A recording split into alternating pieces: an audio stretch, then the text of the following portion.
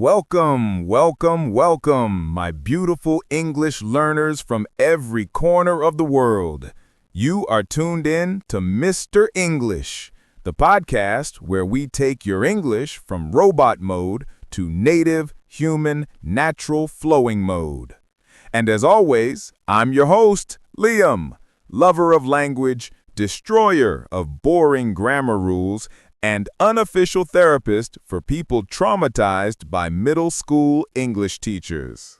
And I'm Mia, professional overthinker, serial how are you and apparently the reason today's episode exists. Because, according to Liam, I have a greeting addiction, a grammatical addiction, which I didn't even know was a thing until 30 seconds ago.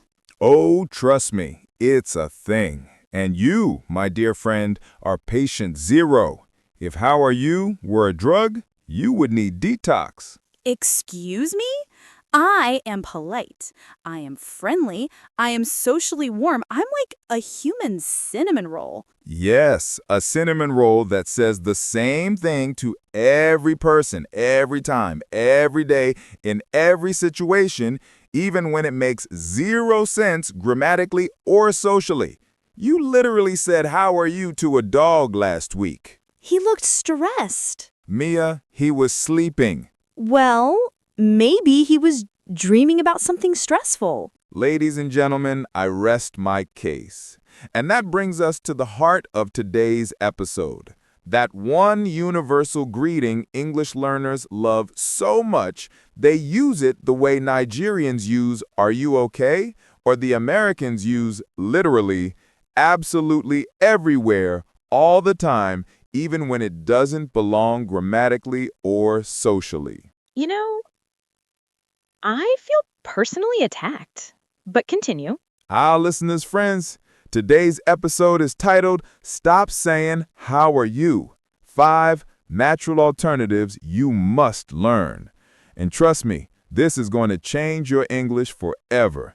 Not just because we're teaching new expressions, but because we're diving into what people rarely talk about, the grammar and the pragmatics behind greetings. Oh, here we go. Grammarlium is activated. You bet I am, because here's what people don't realize. Greetings are grammatical tools, not just common phrases. Every greeting has a structure. Every greeting carries social meaning. Every greeting expresses a level of closeness, formality, or emotional context. And when you choose the wrong greeting in the wrong context, boom, instant awkwardness. Like the time I said, "How are you?" to a crying woman who just spilled coffee on herself? Exactly. That is what we call a pragmatic failure. The grammar was correct. How are you is a grammatically correct sentence, but the function was wrong. The emotional context was wrong. The social meaning was wrong. What was I supposed to say? How are you? Are you okay? Do you need help? Can I get a napkin? Something connected to what was happening in that moment. Okay, you're right. But why is "how are you" such a problem for learners? Because English learners don't understand the grammar function of greetings. Greetings aren't about meaning, they're about social signals. In linguistics, greetings fall under pragmatics, not just grammar, but the grammatical structure influences how and when you use them. For example, how are you is present simple, but not used literally.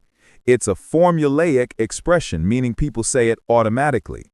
In many cultures, greetings require literal answers, but in English, short, surface-level responses are the norm. So you're saying "how are you" is not a real question? Exactly. It looks like a question. It sounds like a question. It is formed like a question, but it does not function as one. That's why I call it a fake question. Mind blown. Look, here's the thing. If you only use "how are you" as your default greeting, you sound repetitive, stiff, overly formal, unnatural, and sometimes socially unaware. Native speakers use dozens of greeting structures, but learners get stuck on one. And greetings shape first impressions more than grammar rules ever will. You can make a grammar mistake and people forgive you, but use the wrong greeting and you instantly sound unnatural. Basically, greeting grammar is social grammar. Exactly. And today, we're fixing that. Oh no, I know this part. You're about to tell them that story, aren't you? Absolutely. Listener friends, gather round. You see, earlier this year, Mia and I went to a small English learning meetup. Everyone was greeting each other normally. Hey, nice to see you. Good evening. How's everything? And then Mia walked in. Please don't. She greeted every single person with the exact same sentence. How are you? How are you? Hi, how are you? Hello, how are you? It was like listening to a greeting robot that had been programmed with only one button.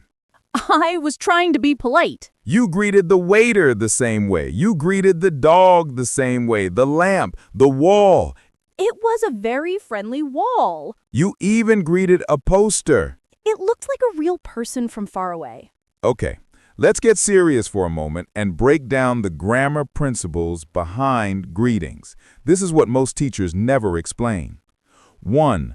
Greetings are not literal questions. The present simple tense in how are you doesn't mean someone wants a medical report.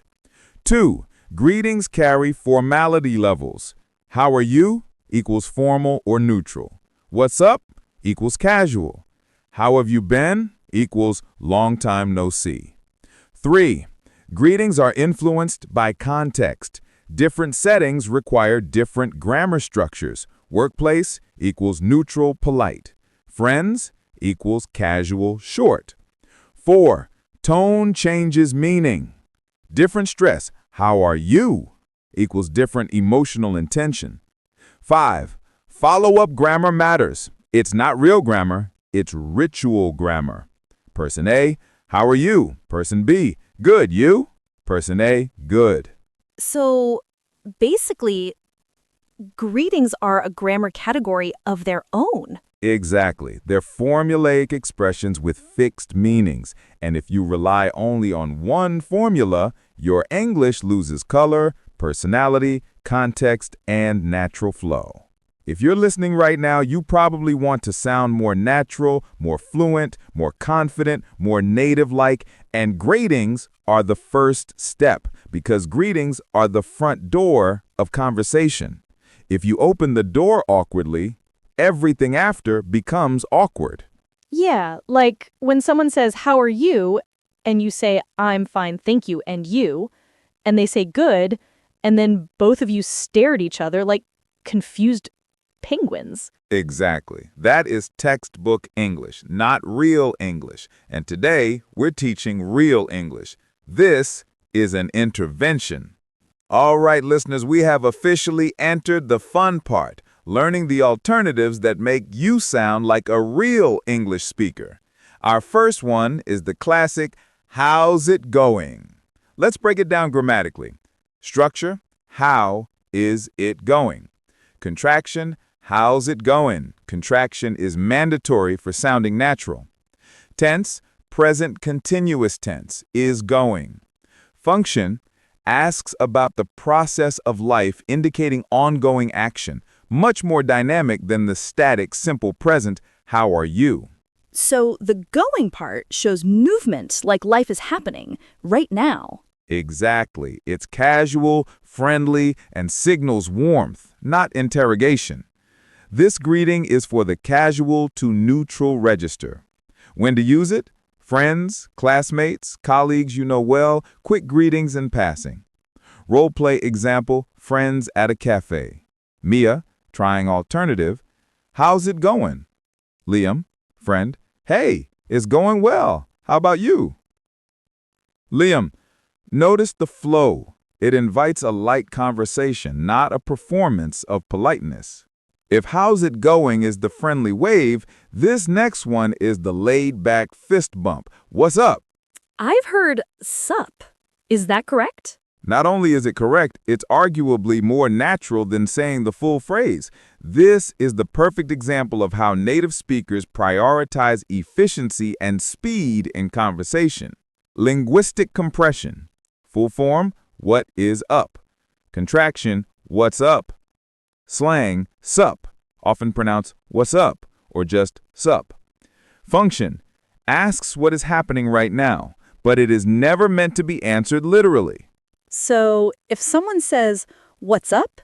and I respond with a long emotional story, that would be a pragmatic disaster. Massive disaster. This is efficient social grammar. This one is essential because it fixes a major temporal grammar error learners make. We are talking about how have you been? I often say, "How were you?" Is that wrong? Yes. How were you refers to a single completed moment in the past. How have been refers. Our fourth alternative is simple, direct, and fantastic for inviting a quick, positive update. It is, what's new? I hear this one a lot in the office. Contraction, what's new? Structure, simple present tense. What is new? It functions as a direct request for a brief, recent update. It assumes something has changed since you last spoke. Part 17, Social Usage and Pragmatics. This belongs in the casual to neutral register, suited for professional or social settings where updates are normal. Response pattern requires a short summarized update or a dismissal. Person A, hey, what's new? Person B, nothing much, just finishing up the project. Or, same old, same old. Same old is the perfect social signal that says, everything's stable, no need for conversation right now, but thanks for asking. For our final and most regionally varied alternative, we're going with, are you all right? Or its American cousin, you good? I thought "are you all right" meant "are you okay?" Like if I was hurt. It can, but this is the ultimate example of cultural grammar overriding literal grammar. It all comes down to tone and context. As a greeting, UK Oz, a quick, level-toned, all right, it means hello. As a greeting in US casual, you good? The R is dropped. It means hello. As genuine concern, a long, rising intonation, are you all right? After someone trips, for example. So the tone carries 80% of the meaning? Exactly. A quick, level-toned, all right, is a greeting. Mark, you all right? Yeah, I'm good, mate. You good? Grab a beer. The response is often another version of the greeting. It's ritual grammar in action. All right, and that is a wrap on our deep dive into the hidden grammar and social pragmatics of English greetings. We've exposed the robotic greeting syndrome and armed you with 5 new, natural alternatives to help you sound 10 times more fluent, confident, and, well, human. I'm still recovering from being called patient zero for a greeting addiction, but I have to admit, Liam, you're right. I'm retiring my stiff, all-purpose, how are you, and replacing it with some spontaneous, how's it going, and some casual, what's new?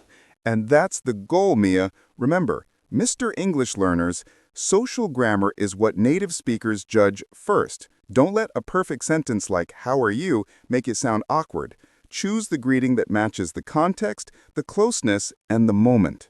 So the next time you see your friend, don't ask them for a medical report. Ask them about the flow of their life. Perfect. Now, your homework is simple. The next 5 people you greet, a coworker, a friend, a person in a non-formal setting, choose one of the alternatives we taught today. Start training your mouth, your ear, and your social muscle. Thank you for joining us today, and until next time, keep learning, keep laughing, and keep making your English more natural. Bye, everyone. See ya! As you can see, just have fun with it. Experiment. Kick the reject to the curb and watch your interactions in English go from stiff to super friendly and smooth.